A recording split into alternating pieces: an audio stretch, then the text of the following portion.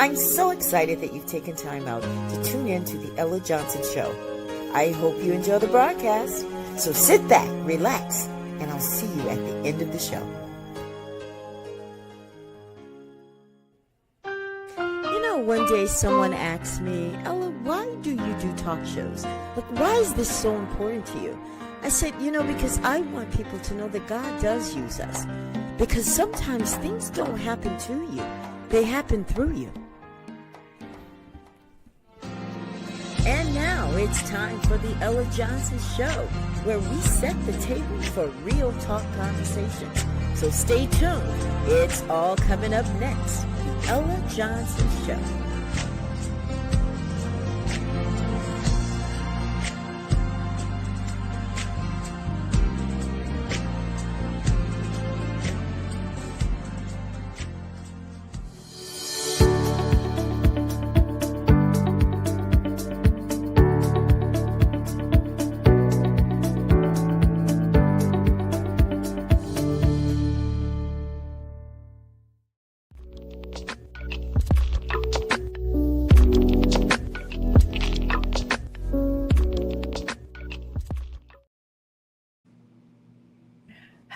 Hello, good afternoon, and welcome to the Ella Johnson Show.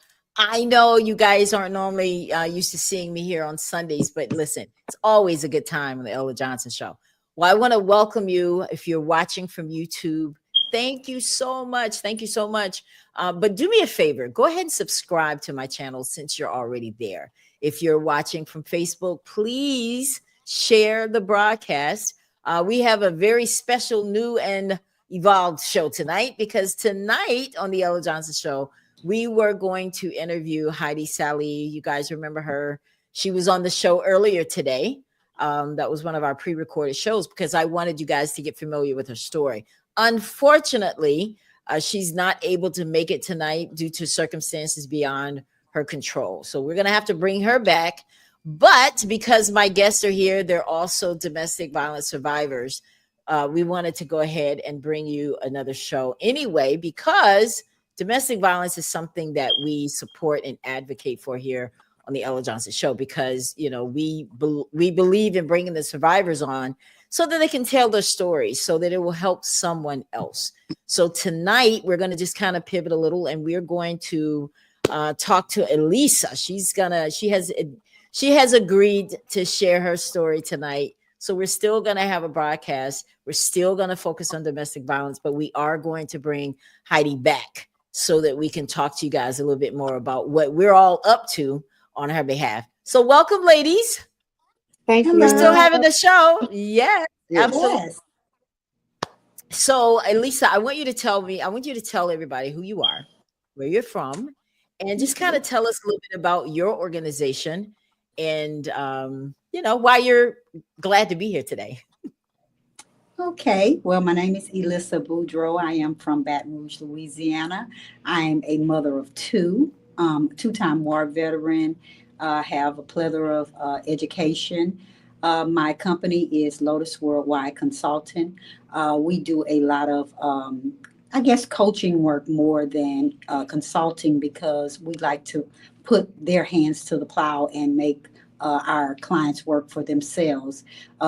We do specialize in domestic violence and domestic violence interventions, not only for the victims, but for the perpetrators also. But Lotus Worldwide is more of an educating factor, because we educate on domestic violence. We make them aware of self-love. We make them aware of themselves. We also help develop them after leaving, or if they're perpetrators, we also help them with their dreams. We help them cultivate what they didn't know they had inside of them. So I kind of work hand in hand with both sides of the fence, believing that everybody deserves a second chance. I'm so glad you brought that up. We're going to get into that a little bit more later. Yumika, and welcome, Elisa, again. I told you guys are regulars. You're part of the show now, so it is what it is. I'm excited that you're here, but I'm looking forward to hearing your story tonight. Yumika, hello, lady who just got out of the hospital and still here on the Ella Johnson Show. Hello, welcome. Everyone. Yes, thank you so much. Thank you so much. It's So tell everybody what who you are, where you're from, and about your organization and what you do for domestic I violence. am Yamika Harmon. I'm originally from Welch, Louisiana. I'm a mother of three, a grandmother of nine, domestic violence survivor. I'm an international domestic violence advocate. Prison ministry, whatever is needed to be done, we do it. I love it. And I love Yeah. it. You know, this is what I love about women. We are so strong here. She was in the hospital, but yet, you know, she's still serving people by Yeah. being here today in spite of Uh, all that. I love it. I love it. I recognize that and I do appreciate it, Emeka. Thank you so much. Thank you. Thank you. Ladies. Thank you for Yes, thank having me. we're building. Thank All thank you. right. So, you know, guys, I'm not sure if you know anything about domestic violence. Well, let me tell you, domestic violence is about control. It's not about love. I It's know not. that sometimes we want to think that he is making a fuss over me. He is just crazy. I can't talk to nobody. I can't look at nobody. He even tells me what to wear. And a lot of times we think that's cute. We think that's love, but that is control, which is domestic violence. And the reason we do these shows is because a lot of people don't realize that they're actually in a domestic violence situation. That's why I like to bring these on so you can recognize some of the things that my guests say to you that you can, you know, look at and like, wait a minute. Because one of the reasons I started doing domestic violence shows is because of my cousin. She was killed by her ex boyfriend, and none of us had a clue that she was even going through anything like that. So I have committed the Ella Johnson show to always bringing survivors here to share their story so that someone watching this can make a conscious decision and get out before it's too late. So, Lisa, I know we've learned a little bit about you. You know, you're from Baton Rouge, Louisiana, born and raised. You know, there's Yeah. two siblings, you and your sister, and your parents. But I want to start with you because I want us to be able to move through this so people can really get a good understanding of what happened to you. At Okay. 14, you're dating. Tell us a little bit about that 14 life. Now, I know you don't have to spare anything because if all of us have been 14 and some of Yes. us were hell raisers. Sounds like you were too. Um, So, from one kind hell of. raiser to another. you. I Tell us a think I little bit was about what it was introduced. like. Yeah. I was introduced. My parents were real strict, so we couldn't like go in the street. We could only stay at the edge of the driveway. Um, Yeah. if we went to the store, which was down the street, literally my grandmother would spit on the ground, and literally, if it dried up before you got back, you were in trouble. So, I kind of had like a strict upbringing with my grandmother, but my mom worked a lot. So my grandmother was older, and she kind of let us slide with some things. And then when she go to bed, you could sneak out. So of course, at 14 years old, you kind of wild, kind of hot. Most girls kind of feeling themselves. Kind of started liking this guy in our neighborhood, and he was much older than I was. So of course, you're gonna. I'm a child, basically. So just started from there, sneaking in and out of the house with him. How He old got was on he? How old was he? 19. He was 19. I was 19. 14. Okay. Yes. All right. And I dated him my entire high school year for all 4 years, from Okay. ninth until the 12th grade. Got on drugs, stood me up for prom, and I think that's what kind of you know broke me a little bit. I was already broken because, of course, divorced parents, youngest child, spoiled by father and mom, so looking for love in all the wrong places, and just got caught up in that situation. He was abusive, um, for the most part, and that's how the abuse started. So let's go back to something. You said that you were on drugs at 14 No, years of age. I wasn't on drugs. I He said was he oh, he was on drugs. Okay. yeah. I So mean, he was on drugs. Did he introduce it to you at all? no, No? no, Okay. What kind of no. drugs was he on at 19 years of age? Um, cocaine, crack, Okay. Okay. crack. But he didn't introduce it to you. And so No. you said that he had abusive behavior already. You were experiencing this. Now, were you at 14 when he started abusing you? Yeah, he had another girlfriend. He had a grown girlfriend who had a baby for him. So it was a tug of war. I had fights. I got a scar in my head from being it got bust open through during a fight me and her had. But she provoked the fight because I was at a party and she jumped out the back seat of a car laying down and snuck me basically. But we had a down home fight. She had a child for him. It was pretty bad from 14 to about 17ish, I guess. It was Okay. pretty rough for me. I lived in a rough neighborhood. It was nothing but drugs and, and poverty and, and that's, I guess they say that's what goes on in that type of environment. It was just drugs and poverty all around me. So um, I kind of was in my own environment. Wow. Now I know that we love to try to ask about the home life, but you already kind of explained to us that your grandmother was just kind of letting you guys do whatever. I mean, because she's older, and if Yeah. you guys say you're okay, then they believe you. Because I'm sure she's Yeah. like, look, she's doing the best she could. In other words, and did you ever get in trouble with the police though, being involved with this guy? Not so much with him. Uh, More so with friends. Just I lived in a rough neighborhood. My friends were just as bad as me. I guess drugs, and I mean I did do small drugs, nothing like marijuana or something. And I never indulged in the hard drugs because in my mind, like my mama will kill me. Lord have mercy, my mama will kill my mama kind of kept us straight. I could kind of get away with smoking a little weed, but you get on them heavy drugs, and that wasn't gonna play with her. That wasn't gonna fly right with her. She probably beat the mess out of me. But my mom had fear in our hearts, but she just didn't have. She worked so much until she just didn't have time to Yeah. address certain issues that should have been addressed. And I'm not sure if she saw them or if she worked so hard that, it blindsided her or she just didn't want to see it. But the signs were there. The signs were there. It's just she worked so much. Now this is kind of typical, I think. Parents, and it's understandable at the same time, that parents are so focused on trying to keep the lights on, keep a roof over your head. I don't have time with these kids and their mess. And I'm saying this because these are the things I hear and have Yeah, heard as well. And they just want you to go to school and do the right thing and keep your dress tail down.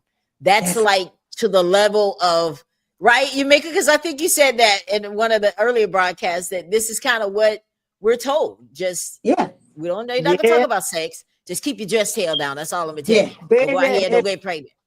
At 14 years old, I was climbing trees and riding bicycles. Me too. And playing I with could, baby dolls. I couldn't do anything. My daddy was super. Oh Lord, But my baby. dad wasn't in the picture at that time. My mom and Yeah, dad were going through some rough, their divorce was horrible. And Yeah. so for years they didn't speak at all. And we kind of didn't have a good communication with my dad's side of the family. Due to a couple of lies that were told, but my mom believed them because it was a grown up telling it to her and she worked. She trusted this person to take care of us. You know what I'm saying? So yeah, it was a lot of things. I'm not saying it was, I don't know what could have transpired for her to make it to where my dad she just hated him so much. But for a long time, it was just a lot. And I think acting out, wanting your daddy, then meeting a man and getting the attention, looking for love in all the wrong places. Young, my yeah. mom worked two jobs on the weekdays, uh, almost 19 to 20 hours and we would see her just to get ready for school in the morning, and she would try her best to get off the bus early enough to come see us before she go to her second job. Then she would get off at 7 a.m. in the morning to do the same thing over, and then on Saturdays and Sundays she worked 12s at a Wow. third So job. what would you have wanted more from her? Because I'm glad that you're bringing this out, because there are a lot of parents that are in the same situation your mother was in, having to Yeah. work, having to do whatever. And what kinds of things would you have wanted your mother to do more of that you think would have prevented you from going this route in life? Um, I think she did what she thought was best by working and making sure that she kept us fed and, clothes or Right. whatever. But if she would have, just sat down a little bit more, but she just didn't have the time. I mean, by the time my mom retired, she was sick. So, And we'll talk about that too. But did you have any positive role models in your life at that time, Elisa? I mean, like my aunt, she did the best she could with what she had too. I just feel that, when you are a child outside of their other children, those children are gonna get first. Those are my children. So I'm going to take care of my children first, and then you'll get what's left. And I don't blame her because that's her husband Yeah. and her working to Right. make sure their family is fed, their family has clothing on their back, their family is, straight, not lacking before they give to somebody else. And then my mom, Right. like I said, my dad left her with so many bills that most of her money was going towards bills. I'll tell you how bad it was. My mom was making $67 every 2 weeks after they took out everything out of her check. Where was she working? She was a school. She was a paraprofessional. She worked for the schools. She was a teacher. $67 every 2 weeks. After her check was garnished because my dad, he made cash money. He made cash money. So they couldn't sue him.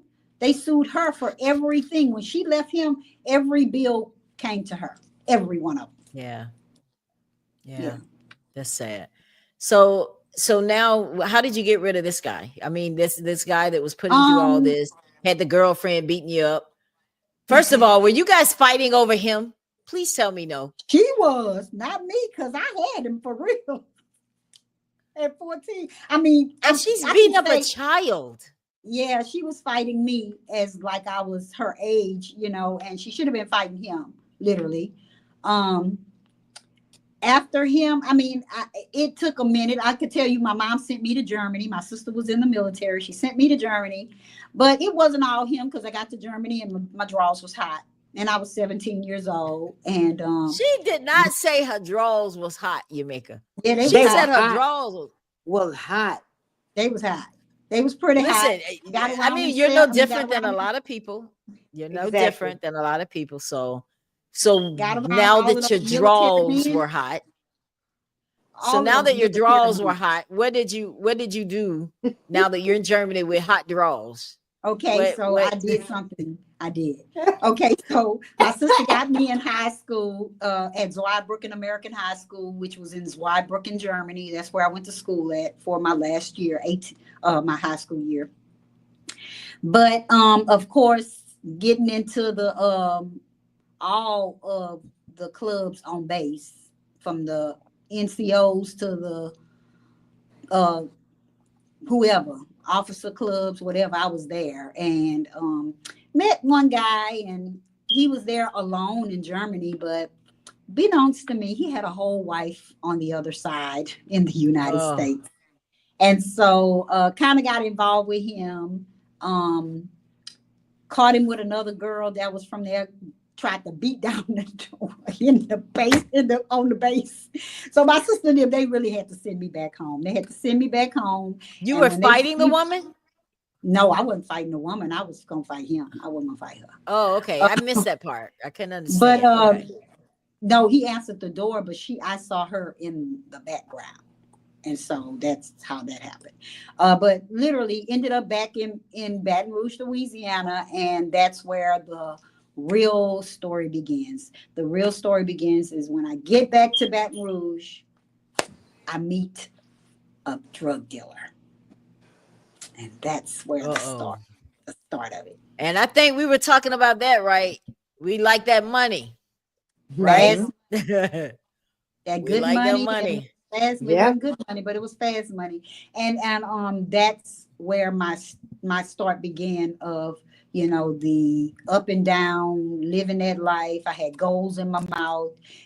every guy that I dated was a drug dealer, and most of them came from the hood, so they had issues too, and broken too, and it just started from there, and the abuse and the misuse of me and my body, and what I could do with it to get what I needed. Seeing my mom struggle, didn't want to see me do the same thing. Got what I wanted for in high school. Just the things that I needed to do. I felt I needed to do to get out of the impoverished mindset that I was already in. Because in order for you to think that getting out of the ghetto was through drugs, you was already impoverished. And that was my whole thing. I was like, okay, I'm gonna get me one. We're gonna get out this drug out of here. We're gonna leave them drugs alone. We're gonna build us a business. We're gonna da da da da. Didn't happen that way. It was just drug dealer after drug dealer, abuse after abuse, and it just began from there. So were you sleeping with men for money too? Of course, yeah. Right, right. I mean that because that all of that kind of comes with it as well. That's why I Oh was yeah. asking. So let's talk. Let's get to your abuser, the one that actually changed your entire life. This story. How did you guys meet? In the club. In the club. All right. Did he have goals? I can't Yeah. imagine you with grills. Can you imagine her with grills? I can't It's, imagine you with grills. you Because know she's so what? prissy. I'm laughing because I have goals, been having them for 20 years, and it amazes me that people still say grills. How many did you have, Lisa? I had two. I had the two eye teeth. Okay, yeah, yeah. Two eye teeth.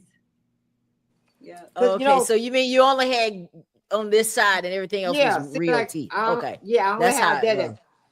And people would actually say, you from Louisiana. Why? Because you got goals in your Got mouth. goals in your mouth. Yeah. Really? I Yeah. did not Yeah. realize that. Of course. Okay. Yes. Okay, so you got the girls and you were kind of proud, I mean, to be a girlfriend of a drug dealer. But Of course. weren't there risks involved with that? Like, tell us about some of those risks. Other than like you could have got killed. I mean, other types of things. What risks were involved in that type of relationship? Holding the drugs for them in my house, watching them Ooh. down in my house. Watching them do what? I missed that Break it part. Watching down, them do break it down in my house. break it down. Yeah, it's a process to make crack cocaine. It's not just you don't They just were cooking it. it's a process. It's a process. You got to Oh, boil water. wow. It's a lot. It comes in powder form, but then you add soda to it, and it forms into something hard, and that's what they smoke off of. So it makes big old rocks into whatever you want to do. So yeah. So I lived So that you life. actually I lived it. okay. So I were lived you that life. afraid to hold what kind of stuff were you holding? Drugs or guns or what? Whatever. Oh wow. And you weren't afraid about going to jail? Dumb. No. Yeah.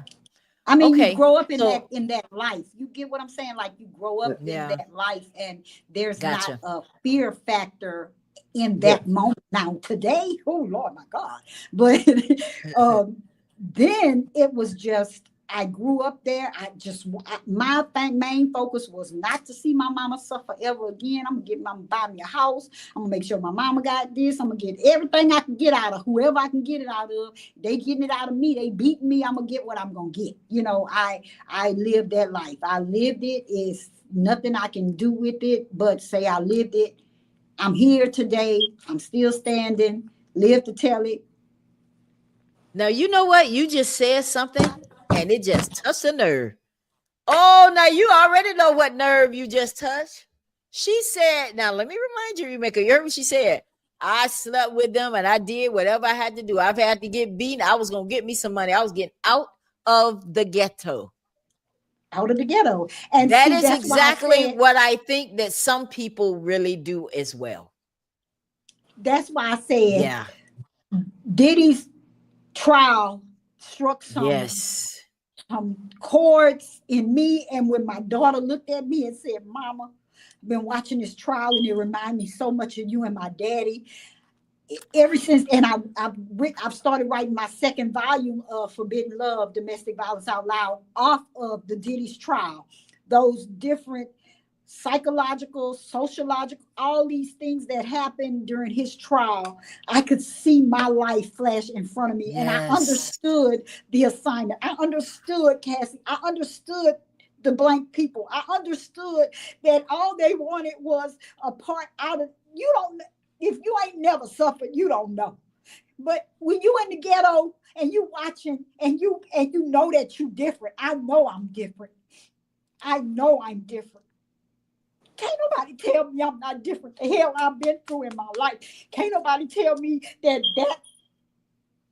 was the reason why I went through the hell is because the devil didn't want to see me at this point right here. Exactly. That's true. And see, And I changing can't, lives, girl. Yes. I My can't, God. I can't relate to that part. I feel bad, but I grew up with 2 parents. Never lacked anything, and I'm sorry you had to go through that, Lisa. I'm We so sorry. Me I'm too. so sorry, baby. Me and too. I laid on my back a many days to make sure I would run home and say, Mama, I found this money. I found this money. And I'm if somebody caught having sex. Just so my mama wouldn't struggle, man. Mm. So nobody know my real story. They just know parts of it. And they look at me and they say she got it all together. Well, I got some trauma, man, that I deal with. I have to. I have to get up every morning and say, I still am alive. I made it out when somebody else didn't. I still got a chance. I still can tell somebody that it's going to be all right. I still That's can right. say I went through it and I'm still here today to live to tell you that you can too. That it's not, it's a learning experience. Yes. Have I done some things that I'm not, that I'm so ashamed of? Yes, but guess what? Until I started speaking them, I didn't have authority over them. That's right.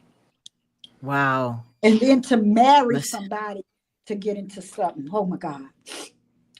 let's talk Whew. about that. You okay? You okay? Yeah, Okay. it just hit me a little Um, good. I know it. I know it. And listen, that if there's a place that you can feel free to let it out, is right here.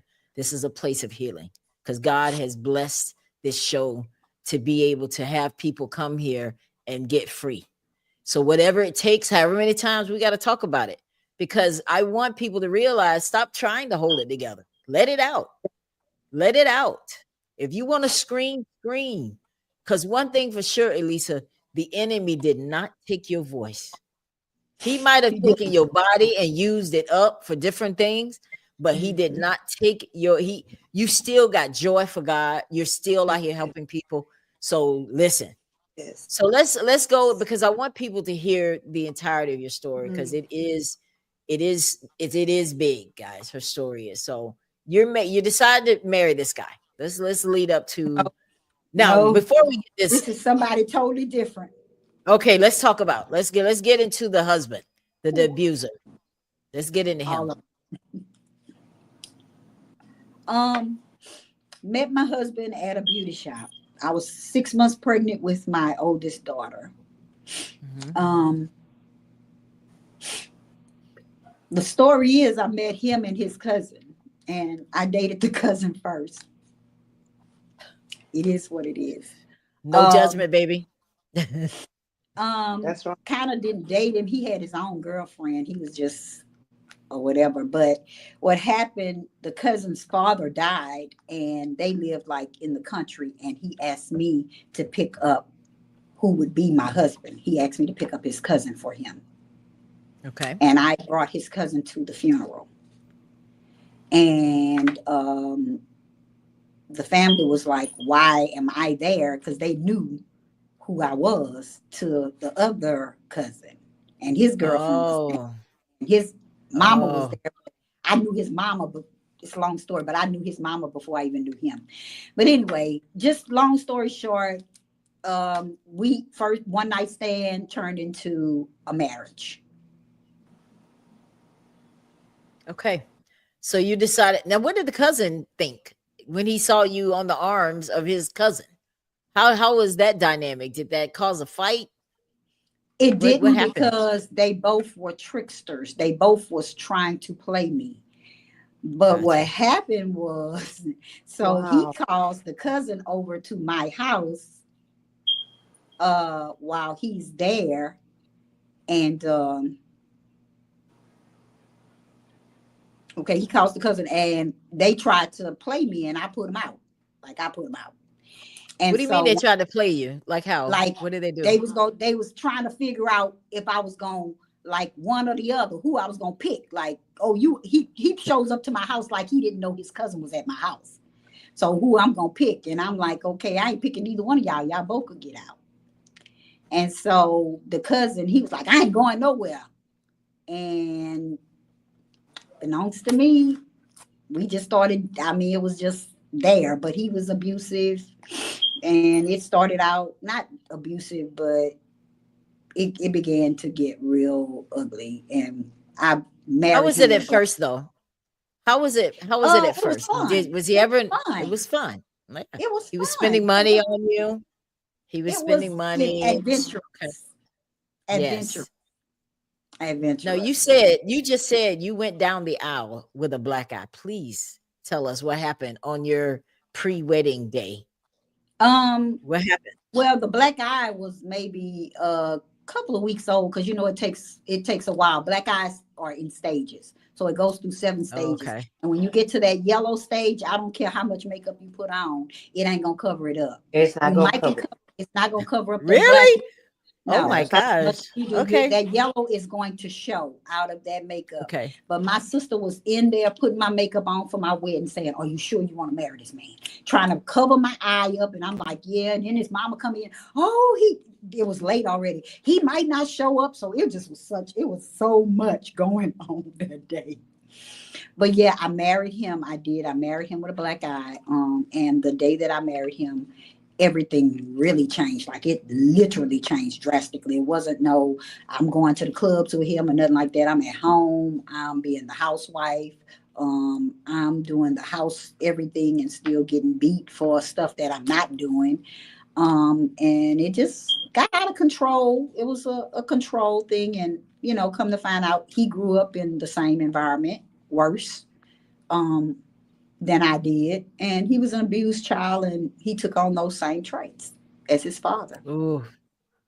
So when you say you got beaten for all kinds of things, like what kinds of things was he saying that he was beating you for?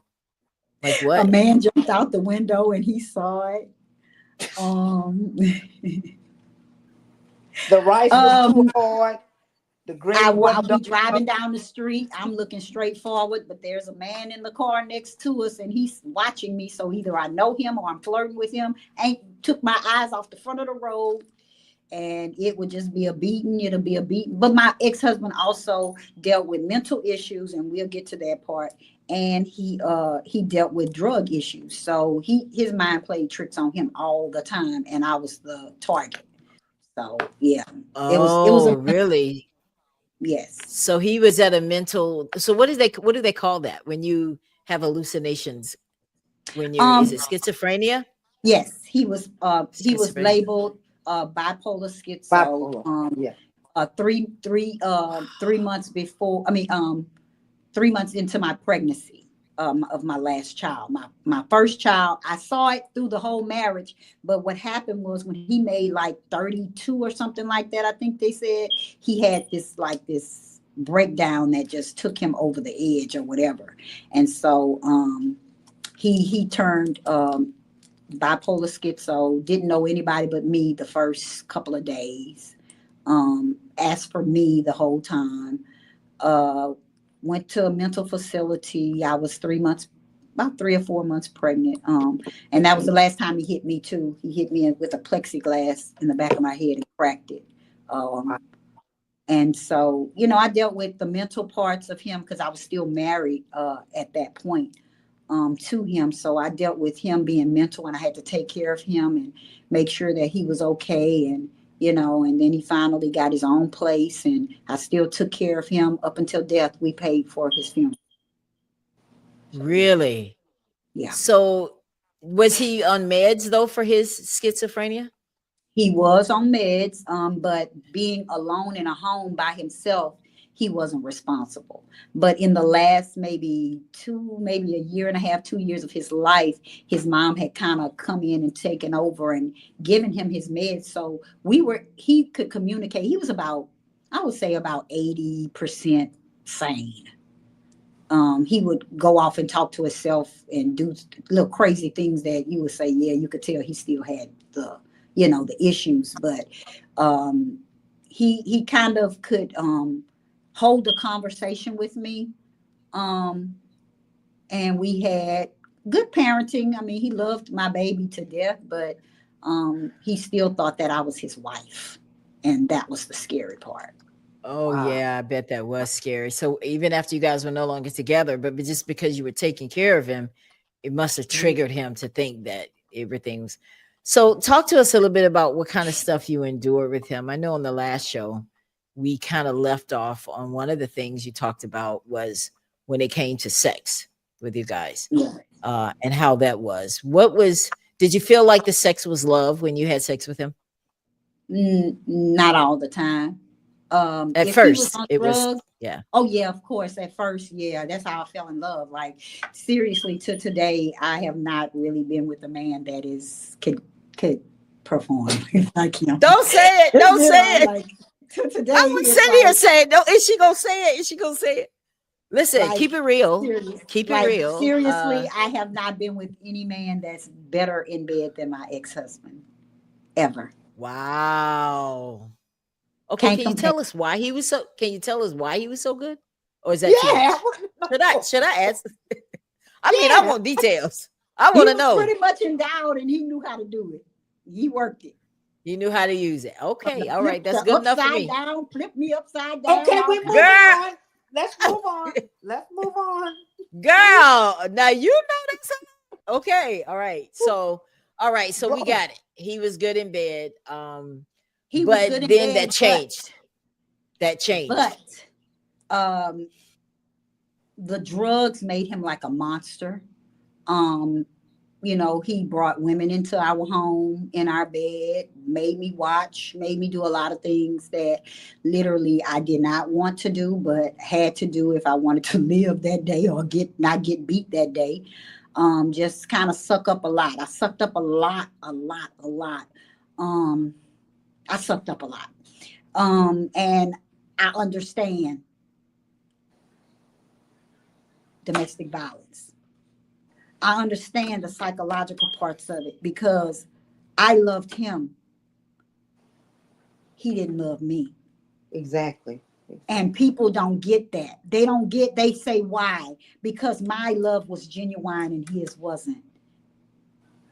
Why should I So be, why should you hold me accountable because I fell in love with somebody and everybody falls in love and they know how hard it is to get out of just love, let alone someone who's abusing you. So now I love him, but he's abusing me and I know if I don't leave, I'm going to die. I'm going to die in this place, but I love him. I'm talking about to the very core of you, almost like a mother being snatched away from her child and they're pulling and she has the baby's arms and he has the legs. That's how hard it is to get out of a relationship when you've been brainwashed, when you've been oh, what they call it groomed. I've been groomed since I was 14 years old to be in relationships with men who were had money but was abusive, and they knew that I wanted to get out. That they knew it. They knew that they sound like baby yeah, ditties. They sound like baby ditties to me. my daughter said the same thing. And see, if my ex-husband would have had money, or any of those men who I've been with had money like Diddy, I would probably be dead by now. Yeah. Because the power that these men have over these women, people would never understand it unless you've been in it. And that's True. why I'm so passionate about watching the Diddy trial and being able to understand and feel what those women were feeling and how humiliated they must have felt to sit in front of people and have to say the things that they were made to do. No, you wanted it. No, that's not true. You don't understand. This man, if my husband was abusive and he had hardly no money, you just think about a billionaire with everything that he could. He had everybody in his pockets. Yeah. They didn't have a chance. Yeah.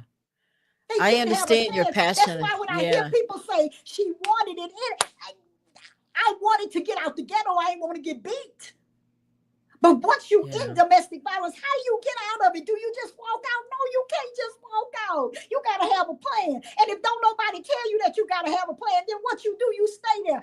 Don't nobody tell you that I support you. What you going to do, you going to stay there. What if you go to your mama house and they tell you, they put you out, you got kids, what you going to do? You going back home. And they say 7 times, you go back and you go back and you go back. You go back because people aren't educated. Your family ain't educated. They ain't knowledgeable on this thing. All they know is they love you and they're going to do whatever it takes. Well, if I got to call her stupid to make her realize it, no, you're pushing me further away. Oh, that's key. Because if I come to your house running from abuse and run right into it, I'd rather go back to my own home, comfortable in my own bed and get beat in my own house than to get beat down by people who I really believe should be there for me. My mama, my sister, my daddy, my cousins, all of these people who literally called me stupid. I love them. We got a good understanding right now. But back in the days, they weren't educated. I had to get them up to par with understanding what it is to be a domestic violence victim.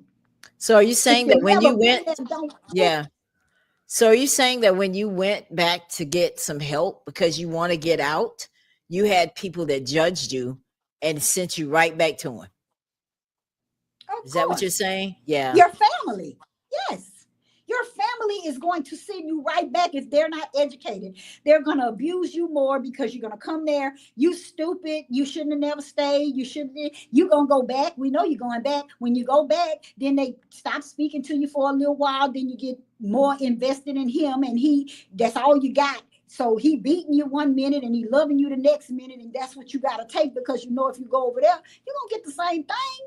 You might not get the punches and the beatings, but what they fail to realize, the physical part ain't got nothing to do with that psychological, emotional, mental stuff that goes on in your mind. That's the part you got to fight every day with to today. At 55 years old, my mind still go through things. I still have triggers. I still hurt. I still see things. I still have embarrassment on some things and still going through some things. But I dare not let it take me down. I'm going to stand steadfast and unmovable in the situation I'm in. Yes, I went through all of that stuff. Yes, it took me through some hellified things. It made me have to question who I was, or was I really who God said I was supposed to be? And it's still today when I fall, I say, okay, God, wow, when am I ever going to get to the promise?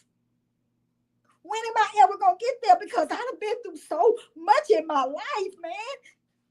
Like, I just want a fair. Amen. People look at me and they look at my appearance. I could put on clothes. I could put on makeup. I can get my nails done. I can walk out looking like $1 million. But what about my insides? Yes. Have you ever asked me how I'm feeling? No, she's strong. She could go through this. Oh, you should. You're a seasoned Christian. You shouldn't do this. You shouldn't do that. But I'm a human being too. And if you can have a hard day, why can't I? Amen. Why can't I? Why can't I say that I'm strong, but I need somebody right now? Why can't I say that? Wow. I'm so glad that you're getting your breakthrough today. You're getting it. And I'm glad that you're experiencing what you're experiencing right now, because it's good for people to see that emotion. It's good for people to see that this is what happens when what we're trying to do is, there are people that went through the same thing Alyssa did. You know, we all been, hot out there doing things, but none of us wanted to go in and fall into the hands of an abuser. Nobody wanted that. And then to continuously fall into a hand of an abuser is what happened to Elisa. So you're with your husband. You said that he's making you do things when you guys have sex that you didn't want to do. What can you talk about what kinds of things that was? Well, to do, I can say as this broadcast, and probably will probably cancel out every man that probably want to be with me, but it stopped me from having oral sex for sure. Like, I don't want to do that. Okay. I don't. Say less. Yeah. And because one thing I want to say too about that, and the reason I asked that, not to put you on the spot, but to let people see that, God created sex for a beautiful thing. And I Yeah. do want to pray that God will restore you so You that know, when he does send you a husband, that you'll be able to give him that. I'm sorry. Go ahead, Yamika.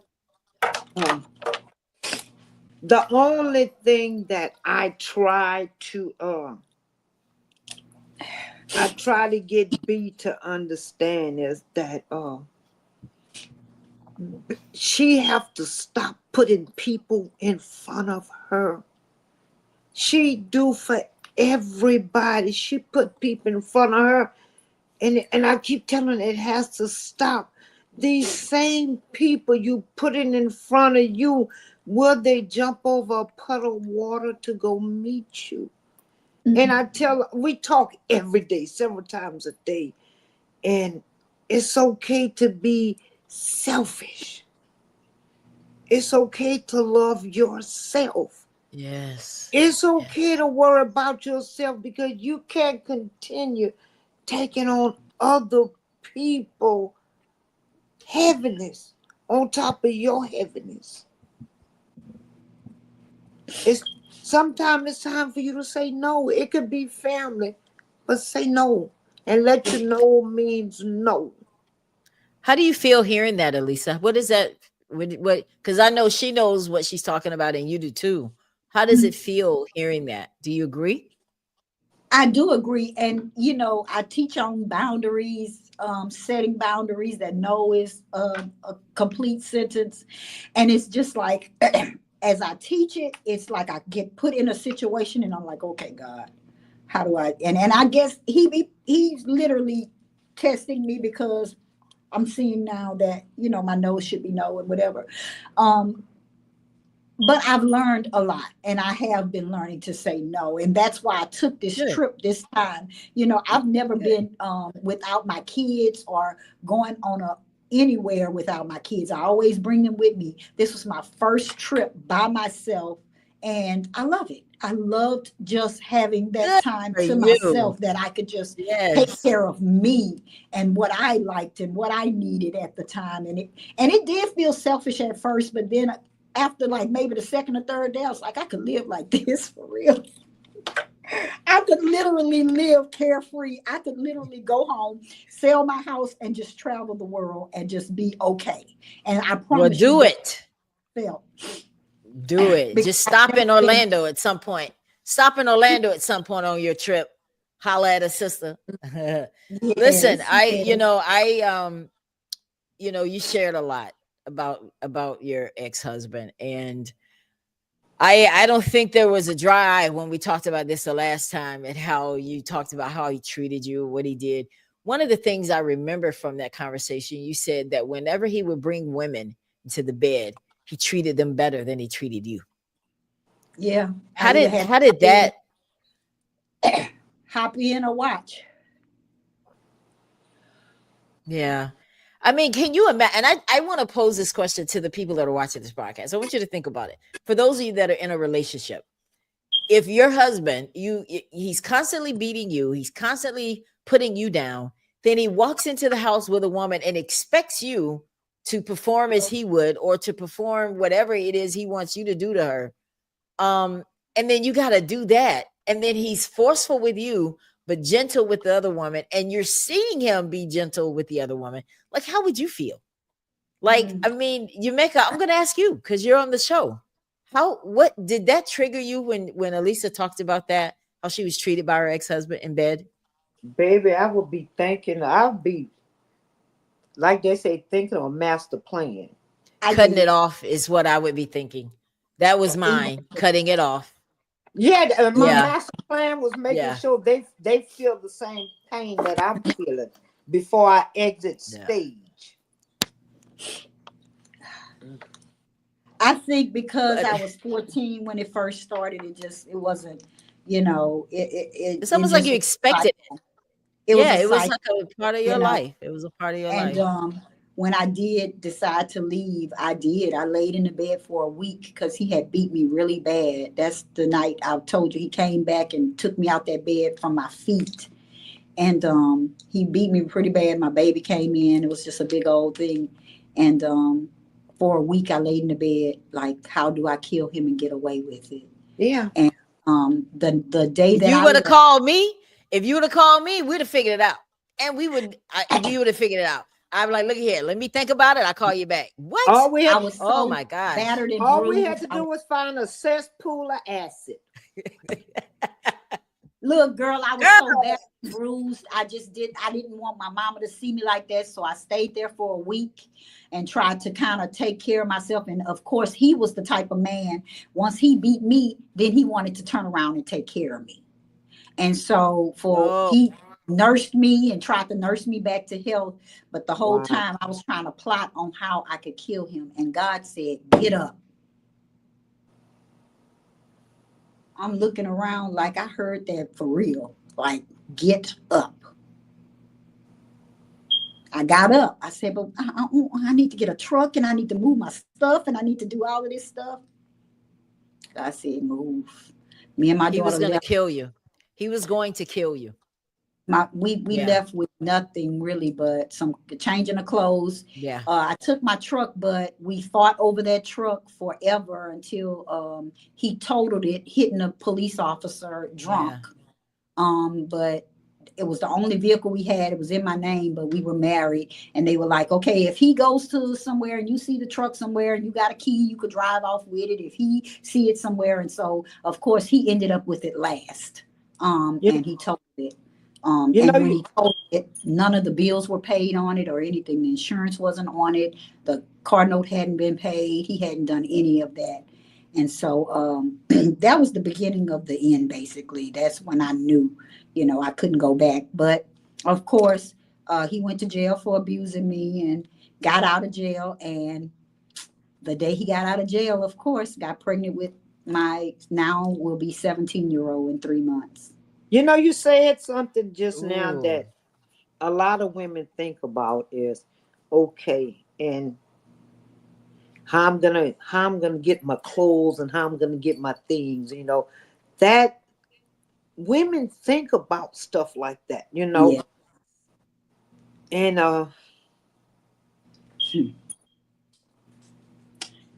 Wow. I would really like to know why. What's the concept?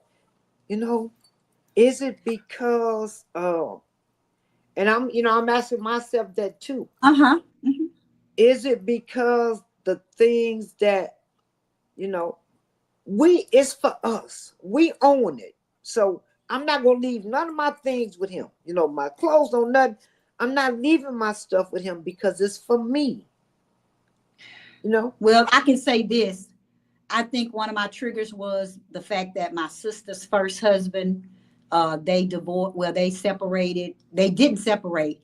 They were in the military together. She got out before him, like some months before his time was to get out. He took her to his mom's house and got her to his mom's house, took all the money out the bank and told her, you can't come back home. And till today, he's married to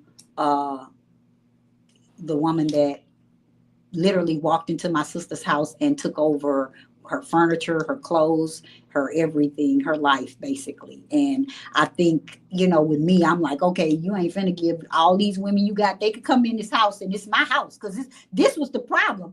It wasn't me in his house. It was me in my mama house. My mama co-signed for me to get that house. And I still had to leave it. That's the problem.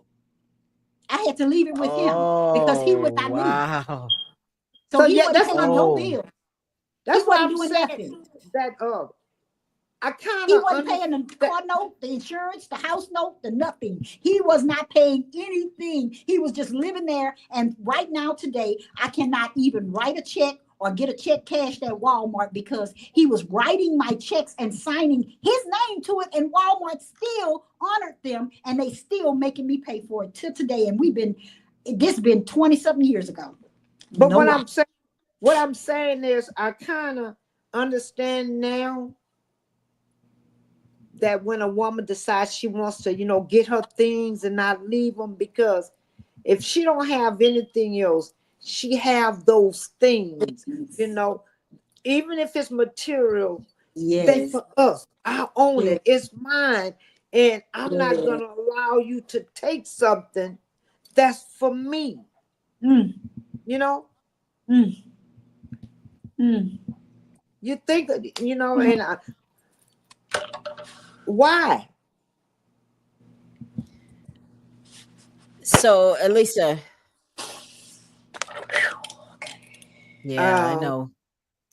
Deal with it, girl. Deal with it. Listen, I, that's a lot. I just had a comment. Someone said, "Oh, he would have been unalived." Yeah, I.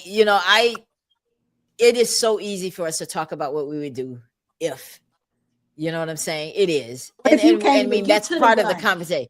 But you What can't if get you to the can't? gun. Like, yeah, what if you can't get to the gun? What if you can't?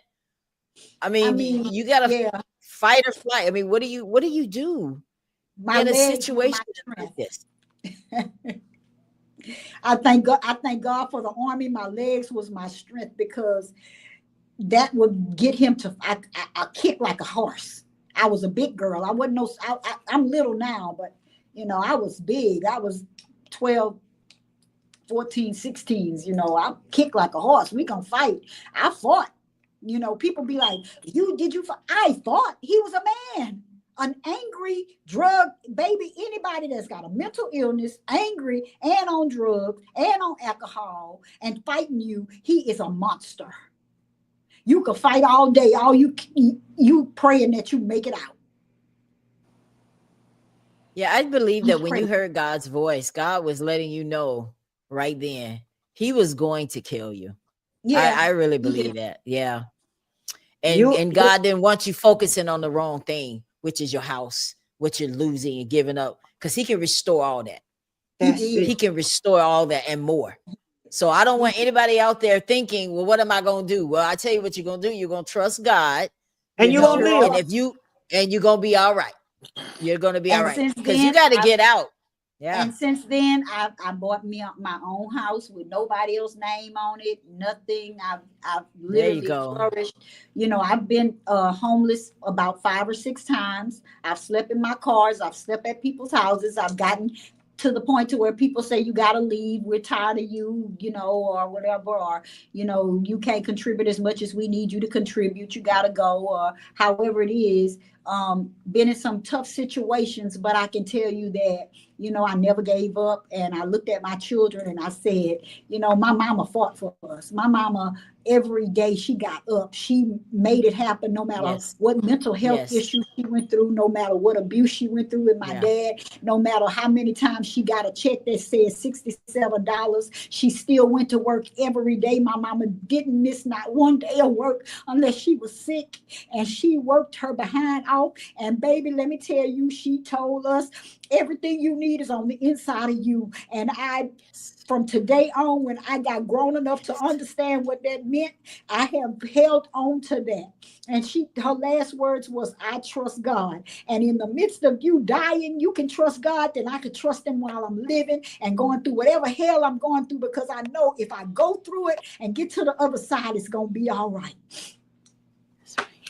You know what, Ellen and Lisa know. I love her so much, like a sister. I would literally do anything for her. And if I have it, her and them kids will not go without. Amen. Will I not. love it. That's beautiful. Will That's not. beautiful. She has Well, been it a, sounds a like you have a very good good. support system. Yeah. So, And it's my I think friends more than my family. It's my friends more than well, my that's all family right. because they're on the Yeah. outside looking in saying, you know what, she's doing good. She's and don't even know that this is God's covering because in the midst of everything, I'm losing everything. Don't nobody even understand how hard it I is do. to stay focused and stay together and keep on going when you see everything falling down around you. But I say, God, I trust you because you must be taking it away to give me something a little bit better. So I keep Yes. on going and I keep on going and I keep on going and don't nobody know because I keep on smiling and I keep on pushing and they you this and you that. You don't understand. You on the outside looking in. If I really told you my story, you would probably be here trying to help me. But guess what? I don't need. I told you so. I don't need. You not doing something right. Amen. You don't know what I'm Yes. doing. I need somebody to say Yes. I support you. I understand you. Yes. Even at Yes. 55, even after you've been out of this thing for years, I'm still trying to process things. I'm still going through things as I get illnesses and stuff like that. It brings you back to a vulnerable state when you get diagnosed with things and you like, oh my God, my mom is not here, my daddy is not here, to help me through this. Or it's good that I do have some friends that say, you know what, get on that bus and come down here. You meet her That's many right. days. Come to my house. My friend in California, she lived in Baton Rouge, but she was in California. Meet me in Las Vegas. We got you. Don't worry about nothing. Just come. And that's means more to me than you putting millions of dollars in my hand. It means more to me than you coming. It means that you care enough that my mental health means something to not just you, but to me, that somebody cares enough to see that it's breaking all around me. Let me kind of give her some love to at least let her know that somebody is here because I don't get that. I don't get a hug. Kids are crucial. Like they don't want to hug on mama every day. And once they get a certain age, you don't get that, that stuff that you usually get from a baby or a child. They always want to be up under you. They want to just do their own thing. So now, I'm coming into an empty nesting type of thing and trying to deal with the fact that I've never been alone.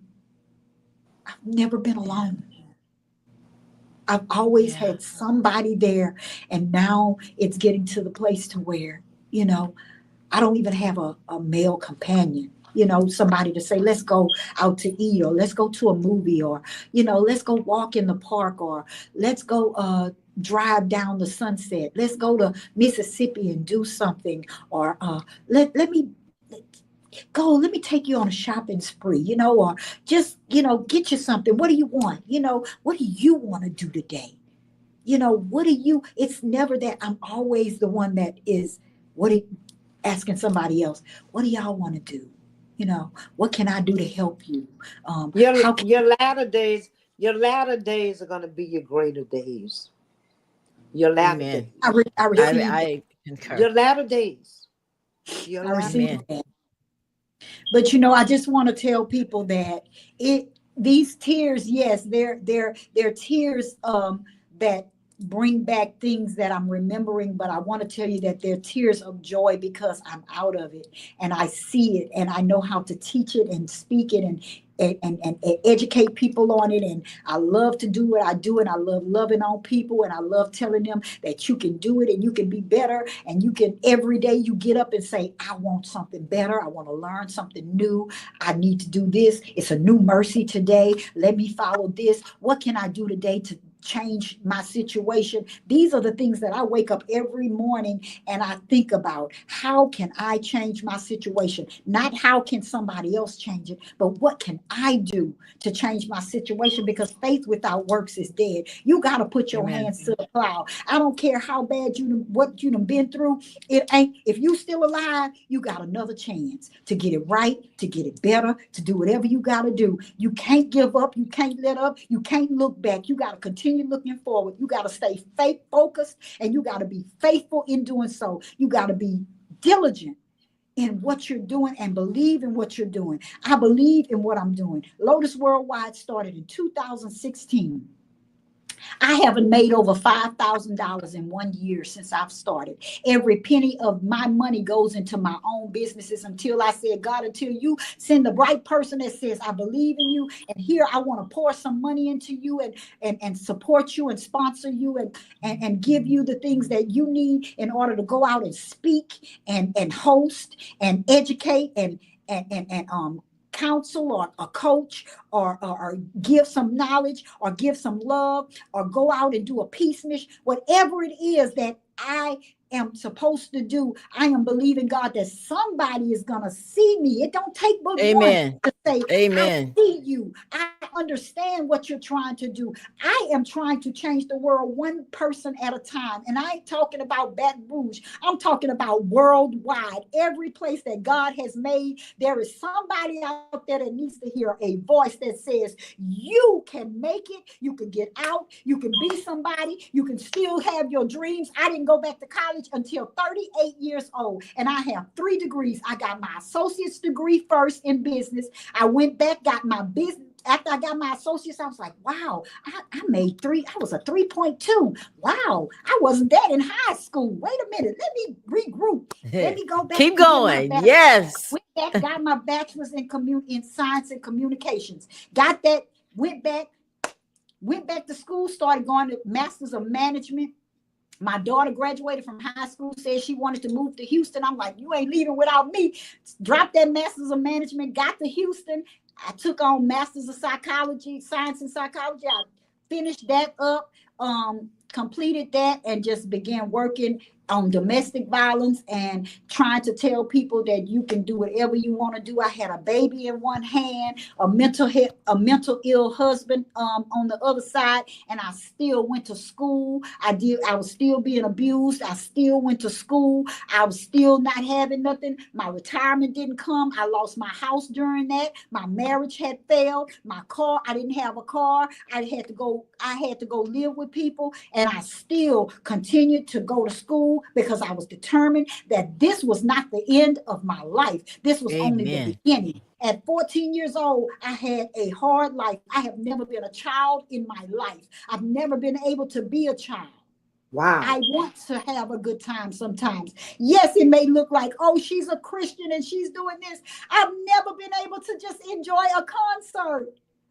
This is like my 3rd or 4th concert, and all of my concerts except for one was when I was grown. I went to Michael Jackson concert in 1975 or 74 or something like that. I was about 4 or 5 years old. And then after that, I was grown. My mama didn't believe in children going to concerts. So I'm learning how to live now. I'm learning how to enjoy life. Get out of, just the stipulation of you're a Christian. Yes, I'm a Christian. I believe in God. I put him first in everything I do. Before I step on the floor every morning, I give him his props. I make sure that he knows that I thank him for giving me the breath in my body, because right now I'm still dealing with a lung disease, and he's still waking me up. He's still letting me talk as much as I'm talking right now without really taking a breath. Thank you, Jesus, because a couple of weeks ago, I couldn't hardly breathe.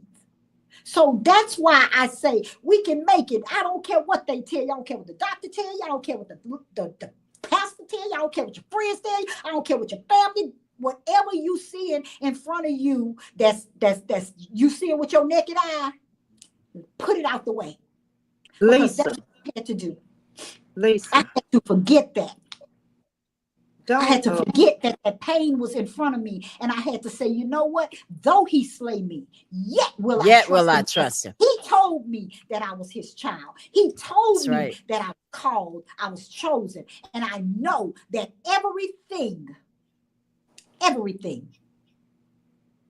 that I have on the inside of me, somebody needed. Amen. Oh, I love it. I love it. I have 2 more questions for you before we get out of here. First one being, you are still giving God praise and glory after everything you've been through. There are some people that don't understand that. There's some people that don't understand, well, if God is so loving, why did you go through all of that? What would you say to someone that says, how dare you still give trust and faith and homage to a person who has allowed you to go through what you did? What would you say? that Jesus died on the cross and he went through ridicule after ridicule, and he still died for all those people who still ridiculed him. Who am I? Who am I that I can't forgive? I forgave every man that has ever put his hands on me. There was no way that I would even be in the position I am today to be able to speak eloquently and say the things that I say and forgive the way I forgave and not be able to move forward. I move forward because you know what? Forgetting those things that are behind me and pressing toward the mark. When God gave me a second chance, it was my chance to do the right thing about other people, everybody, because I had to look and say, if I'm broken and I came from a broken family and I want some mercy, what makes me think they don't want it too? What makes me think they're not hungry for it too? Some people just don't know how to say, I need help. I think that's a very good answer. And I think that the lesson that we can learn from here is we're in this together, guys. Yes. There's no when you're fighting a demon like what you got, that's not the time to try to be cute. No, You got to fight it with that ugly face, with your ugly right? face. With that ugly face, Yes. the one where you ain't got a wig and you ain't got no edges. I'm talking about that None. face. What? Yes, ma'am. That one right there. The one that Baby, say, you look can't mighty all gorgeous and you know it ain't right. listen. I know that was a bit much, but what I'm trying to say is that life is real and stuff happens to all of us. And for Elisa, it was domestic violence. She was beaten, she was misused, talked about, even went to her family and didn't get the love that she needed.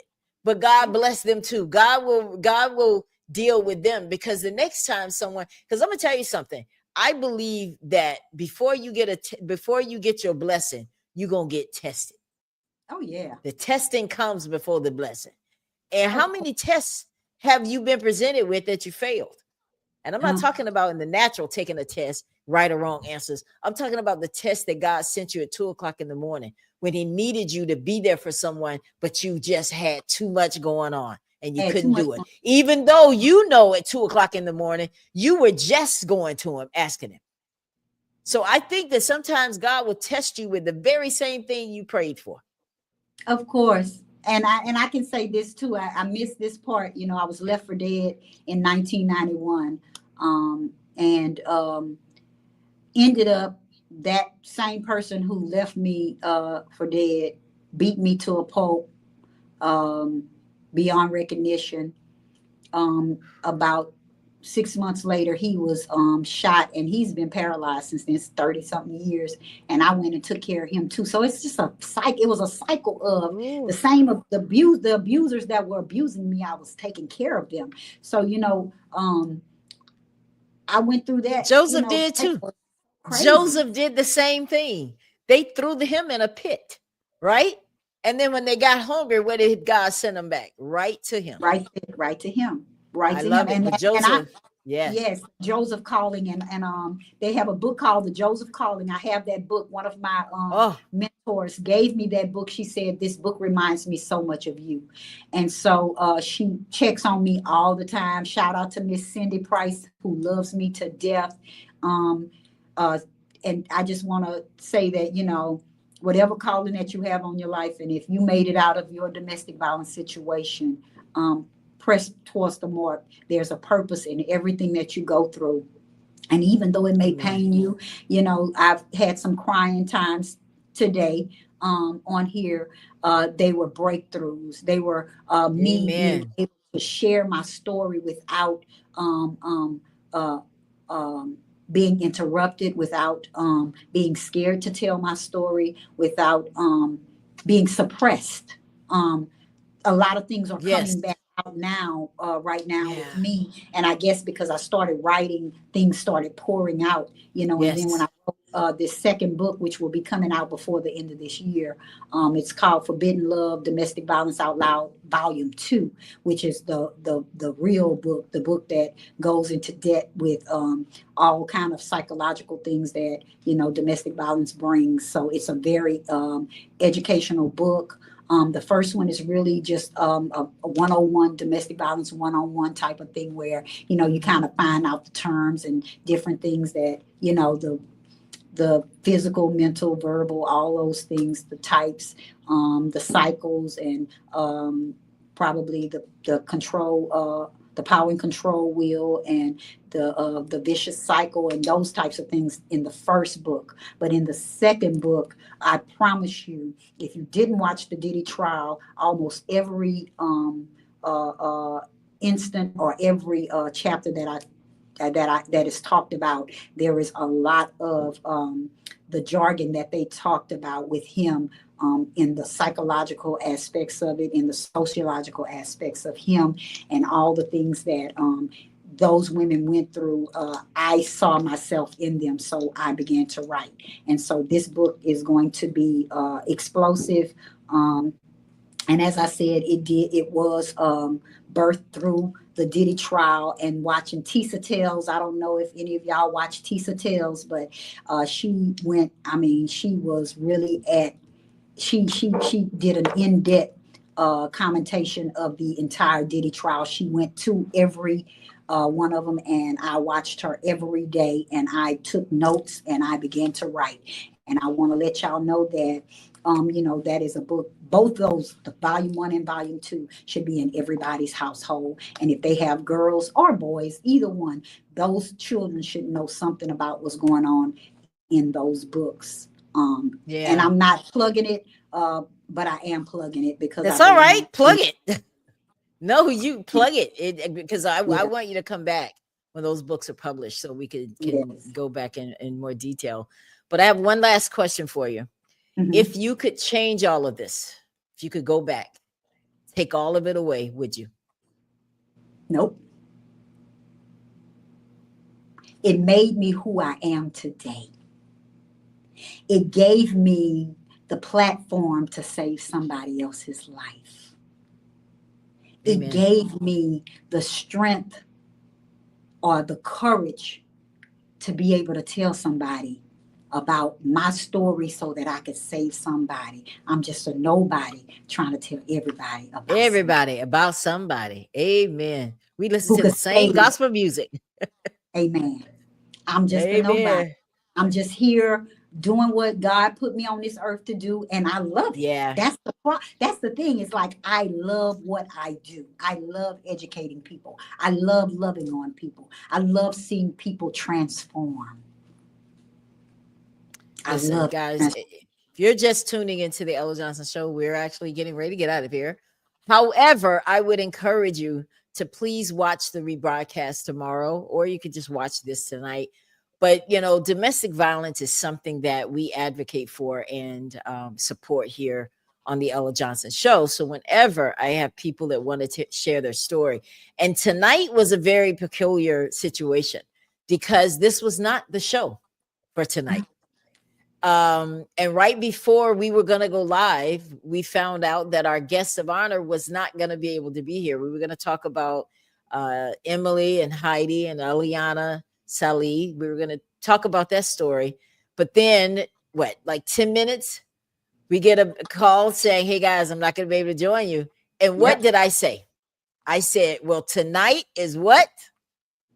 Elissa's Elisa, night. It's your time. God knew. That's why I don't panic. I don't panic. I don't panic because I know that God will allow certain things to happen because tonight you needed that, Elisa. Tonight you needed it. And he knew that. I didn't know it. Yemeka didn't know it. We came here for a certain show, got our notes and everything ready to go. But God had a different plan. And he did. And I'm so glad. I am too. I'm really relieved because I did have a lot on me. Like I said, I've been getting some backlash, of how I've been living, but until you know my story, you'll never know why. Just ask. I didn't understand the lung situation. I didn't know about that till now. I just got diagnosed with COPD. Never smoked in my life. We brought it back to when I was in Iraq. I am a two-time war veteran. So when I was in Iraq, I was with the burn pit units. If anybody knows what the burn pit units is, it's where we had to literally pour gas, which is like a gas that is used in the vehicles in the military, and we had to pour it on top of everybody's waste that was in a barrel that we used out in the field in Iraq. And so you're thinking about thousands of people who have used the bathroom in this barrel, and then you have to pour more gas on it, light it up, and stir it until it disintegrates. And all of these aromas are going into your nostrils, and you're breathing all of this toxins.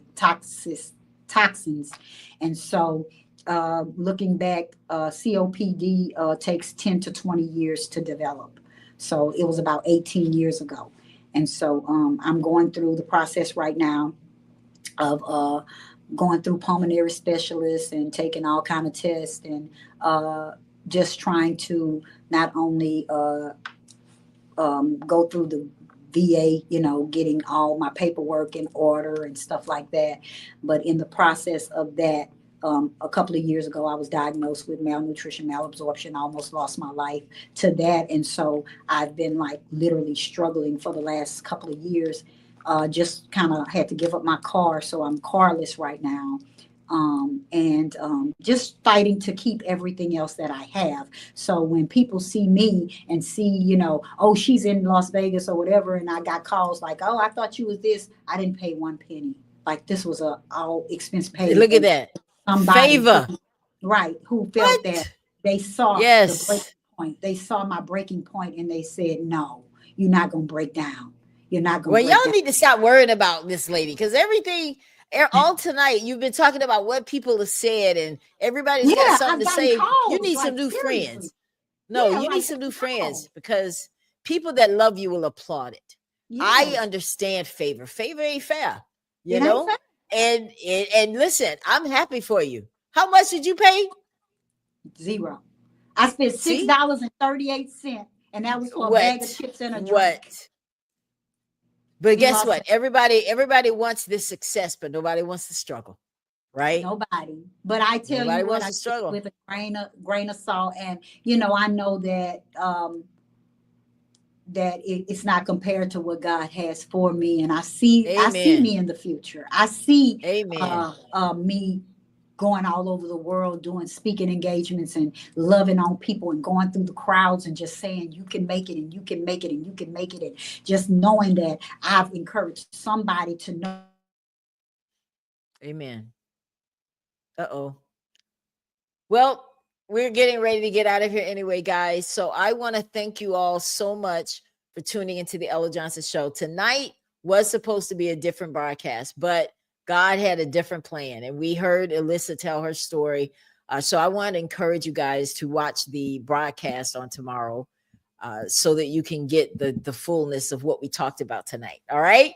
So we're going to get out of here. Thank you guys again for tuning in to the Ella Johnson Show, and we'll see you next time. Have a great evening. Now, I do want to talk a little bit about my party for those of you that are watching that will be traveling to Orlando next week for my birthday party. And for those of you that are here, I want you to go and look at the message that I sent you in the invitation platform, so that you know all the details of what you need to do. All right. Where you need to show up, what time you need to show up, because it's 7:30. I want you guys to show up at that address that I sent you, because you're going to be shuttled to the party. All right. So that's very key. Be there at 7:30, because I'm going to have you shuttled from your parking space to the house. All right. So that's next week. And on Friday night, we're going to be at the Sugar Factory on iDrive for those of you that want to come out for that as well. So we're going to have a pre-gathering before the party on Friday night, 8:00 at Sugar Factory on International Drive. And then on Saturday, of course, Boots on the Ground Birthday Bash 55. It's finally almost here, guys. I'm so excited. I can't wait to meet you. Those of you that are traveling, please have a safe trip. All right. Now we're ready to go. Have a great evening, and we'll see you next time. Thank you so much for tuning in to the Ella Johnson Show. We'll see you next time. We are supporters of the Ella Johnson Show. We live in South Korea. We have been watching Ella Johnson's show for like a year now, and we love her show. Her show is very inspirational, motivational, and educational.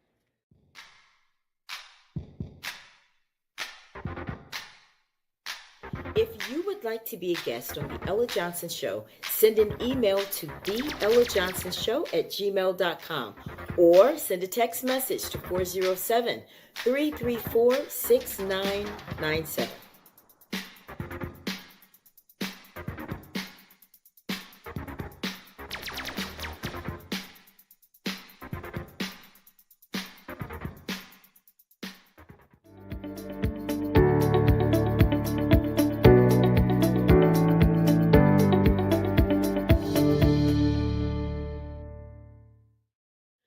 We love Ella Johnson Show.